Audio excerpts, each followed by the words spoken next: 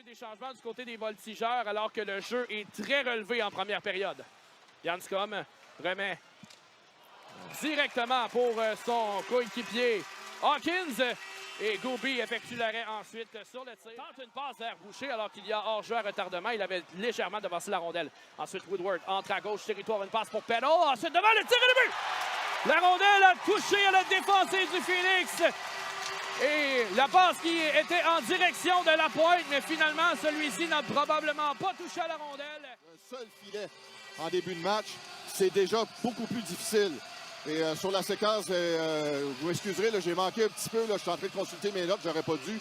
On peut voir à la reprise là, que Tyler Peddle, c'est un de mes favoris du côté des voltigeurs. Une passe qui était très vive devant le filet. A touché à des patins défensivement et la passe ne s'est jamais rendue. C'est récupéré par Rondeau. Rondeau à Gauthier. Gauthier à Mianscom. Entrée de territoire pour Mianscom. Il est presque seul. Ça crée de l'espace. Un tir et contre! Oh. Israël Mianscom. Et quelle manœuvre en entrée du territoire des voltigeurs. Et Gilles, il a endormi là, la défensive des voltigeurs. Il était presque complètement seul face à 3 joueurs. Ouais, ben, on a pu voir que Mianscom, c'est pas seulement un joueur... Oui, c'est pas seulement un joueur robuste. C'est un joueur qui a une bonne phase d'accélération. Et là, on a ça dans l'entrée d'un territoire. C'est quand il s'est penché vers sa droite, il y avait une force là, pour couper à l'intérieur. Et il a surpris. Jusqu'ici ce soir, mais a été très en contrôle de ses retours. La rondelle est récupérée par Hawkins qui tente d'utiliser la baie vitrée pour rejeter en zone 2. Finalement, c'est récupéré par les voltigeurs. Woodworth, patiente, belle option, attention, devant un tir! Ça venait 2 fois du bâton de la pointe qui a obtenu une belle chance. Ensuite, un tir de Diot et ça a été bloqué en défensive par Mianscom et ça lui a fait mal. Pendant ce temps-là, la rondelle est derrière le filet pour les voltigeurs. Tir contre!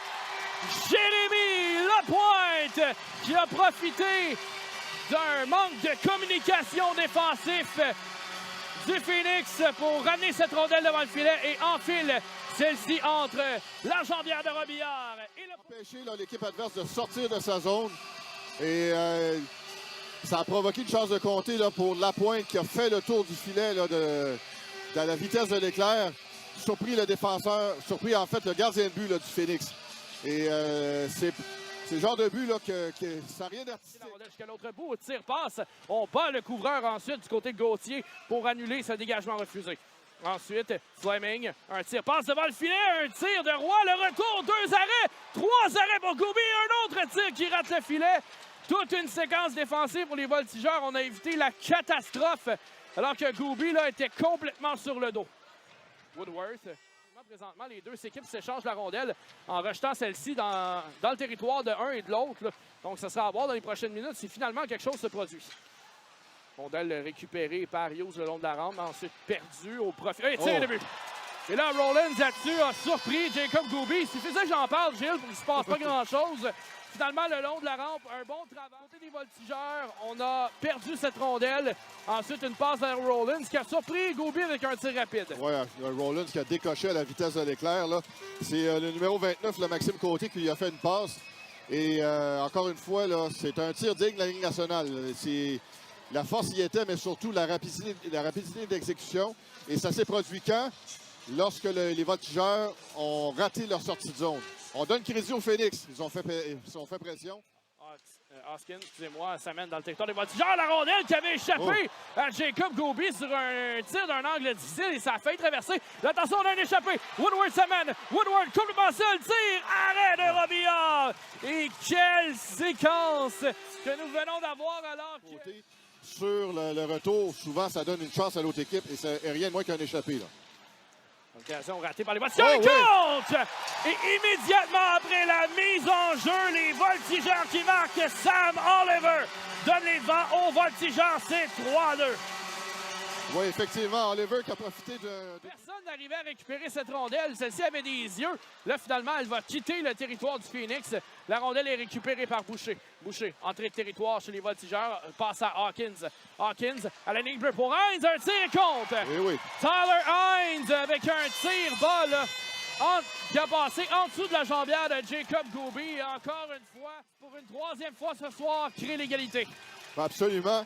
Sur ce jeu-là, Hines a profité du fait que tous les joueurs des voltigeurs étaient près de leur filet avec une passe là, en latérale il y avait tout l'espace voulu pour décocher un bon tir. C'était vraiment... j'ai pas vu qui a... Rivet, là, je vais le répéter, là. Alors qu'on tire en avantage numérique, Woodward au cercle gauche, alors qu'il y a de la circulation devant le filet. Un tir en retour, malheureusement, ça ne peut être maîtrisé. Un tir et le but! Tyler Peddle sur le retour, alors qu'il s'est retourné sur lui-même. Pas le gardien Robbie Harder. Tir vif, partie supérieure, côté de la mitaine, c'est 4-3 Drummondville. Ce que j'ai aimé sur la séquence, c'est qu'avant que Peddle ait l'occasion d'effectuer son tir, le gardien de but a donné des retours.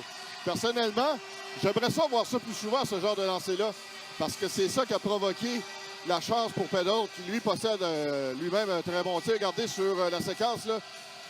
Vous m'excuserez parce que je suis encore en train d'apprendre des noms, mais le 47 de Drummondville, juste avant que Peddle ait son occasion de compter, vous voyez, un tir bas, un retour, et finalement, c'est ça qui a... Dans la ligne bleue, on juge qu'elle n'est pas sortie. Le jeu se poursuit. Landowski fait rouler cette rondelle le long de la rampe et finalement intercepté par Peddle. Peddle s'amène dans le territoire des Phoenix. Ce tir et le but! Les Voltigeurs qui scellent l'issue de cette rencontre avec 28 secondes à faire. Tyler Peddle qui marque le but d'assurance des Voltigeurs. Excellent jeu de Peddle. Évidemment, cet excellent jeu il a fallu qu'il contrôle le disque jusqu'à passer la ligne rouge. Ça a pris beaucoup de patience de sa part. Un autre joueur un peu moins expérimenté aurait probablement tenté de lancer plus tôt.